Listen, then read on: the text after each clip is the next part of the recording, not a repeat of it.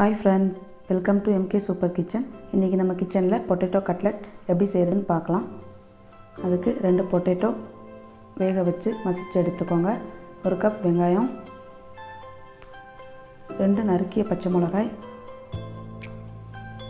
கொஞ்சமாக மல்லித்தலை, கொஞ்சமாக கருவேப்பிலை, 1/4 டீஸ்பூன் இஞ்சி பூண்டு விழுது, 1/4 டீஸ்பூன் மிளகாய்த்தூள், 1/4 டீஸ்பூன் ஜீரகத்தூள், 1/4 டீஸ்பூன் கரம் மசாலா, 1/4 டீஸ்பூன் மிளகுத்தூள், தேவையான அளவு உப்பு சேர்த்துக்கோங்க. கொஞ்சமாக பிரெட் க்ரம்ஸ் சேர்த்துக்கலாம். நல்லா கலந்து விட்டுக்கோங்க.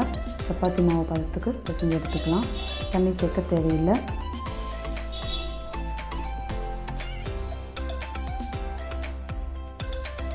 இப்போ ஒரு பவுலில் மைதா மாவு பேஸ்ட் எடுத்துக்கோங்க. இப்போ எல்லா கட்லெட்டையும் நமக்கு தேவையான ஷேப்பில் தட்டி எடுத்துக்கலாம்.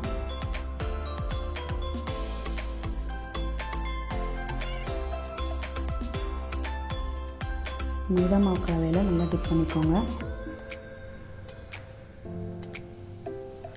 பிரெட் க்ரம்ஸ்லேயும் நல்லா டிப் பண்ணி எடுத்துக்கோங்க.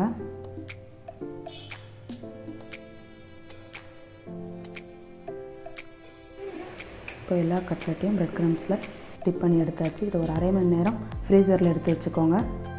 அரை மணி நேரம் கழித்து பொரிக்கலாம். ஒரு கடாயில் 4 டேபிள் ஸ்பூன் எண்ணெய் சேர்த்துக்கோங்க. எண்ணெய் நல்லா சூடாகட்டும். இப்போ நம்ம கட்லெட்லாம் சேர்த்து பொரித்து எடுத்துக்கலாம்.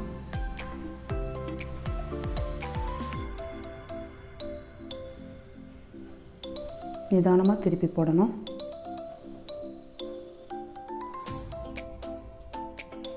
இப்போ நம்ம கட்லெட் 2 பக்கமும் கிறிஸ்பியாக வெந்து ரெடி ஆயிடுச்சு.